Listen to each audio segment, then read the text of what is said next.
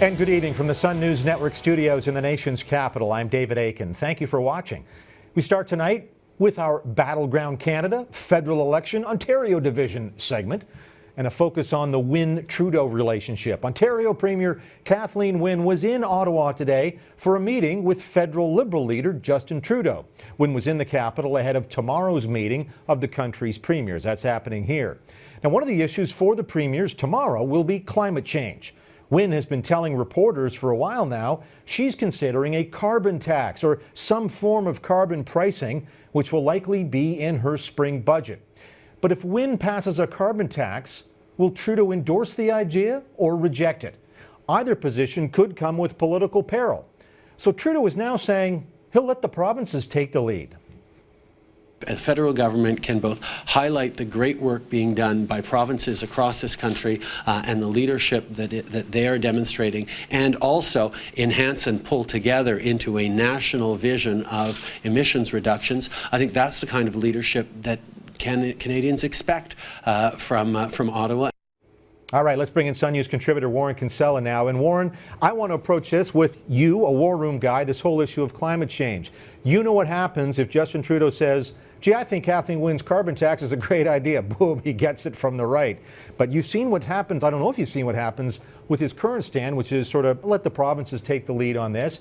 He's getting ferociously attacked from the Green left, from New Democrats who say that he's being just like Harper on this. It's a pretty tricky issue for Justin Trudeau to negotiate and still win some points here.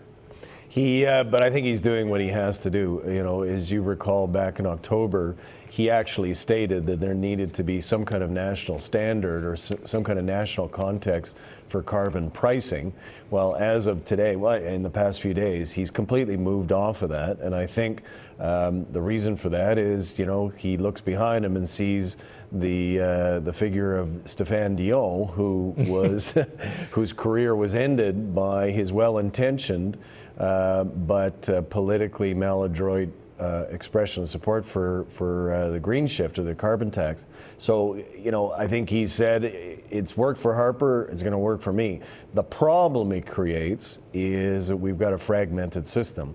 We're going to have provinces now setting what the pricing should be, whether it's in BC or Ontario or Alberta or Quebec, and that's going to make it more expensive, and that's arguably going to create some problems for Prime Minister Harper if he is in fact Prime Minister after the election campaign. Well, and that is exactly the sort of question that was put to Trudeau that produced that response was, don't you end up with this patchwork of regulations, patchwork of different operating environments for business? They pay this carbon tax. Carbon is this much per ton in Ontario, this much per ton in Manitoba, and so on. And his issue is the feds can just coordinate it. Let me ask, though, the first big issue for Trudeau is getting elected in the fall. And if over the next few months, Ontarians, because of a Liberal, Kathleen Wynne, find there's a new tax on carbon, there's a new payroll tax for this new pension plan that she wants to bring in. In other words, it's getting more expensive in Ontario. Trudeau's the first Liberal voters are going to see in Ontario that they may want to punish for the sins of Wynne. And I'll use an example that Paul Martin was the first Liberal that voters in Ontario saw after Dalton McGuinty raised that extra taxes when he said he wouldn't raise taxes the first time he got elected. And I think Martin paid a price for that. Yeah, and I think it was quite symbolic. Well, all of politics is symbolism, as you know. And so the picture, the panorama we got in front of us is you have the aides for the respective leaders on either side of the table, but you had Kathleen Wynne, who, you know, a few months ago actually needed the popularity of Justin Trudeau to get elected, which she in fact did in June. And now you've got this unusual situation where Wynne is seen as quite popular and leading a stable majority government, and Trudeau kind of needs her more than she needs him. So she, you know, apart from Sudbury, she's not facing the people anytime soon. So it's an interesting turning of the tables. And I think Trudeau's statement today was dictated by A, a recognition that Wynne is popular and let her do what she says she's going to do, but also B, you know, the Stéphane Dion result and what Harper did very effectively, just brutal effectiveness to Stéphane Dion. I think we've actually reached a situation in this country where it's going to be almost impossible for any federal government to talk about carbon pricing anytime in the next 10 years. It's become like the National Energy Program of the latest example of a national energy program. You're not going to see any prime minister go near it because of what happened to Dion. And of course, Kathleen Wynne is at the beginning of her term with a majority government. Across the river from where I am, Philippe Couillard, another Liberal, is at the beginning of his term, a Liberal government there. He's doing something unpopular. He's bringing in some austerity measures. He's trying to balance a budget. And as you know, if you're an elected official, you do the unpopular stuff right off the bat of the mandate. You can't wait for it. And that's what Kathleen Wynne is kind of doing in Ontario. She's going to bring in these new costs. She's got to do it now. She can't wait for the third or fourth year of her mandate. But that timing isn't so good for, again, the Liberal that needs votes in the fall, and that's Justin Trudeau. That's right. And, you know, he really is in a situation, he needs her. He's in a three-way fight in British Columbia. The Conservatives continue to dominate in the prairies.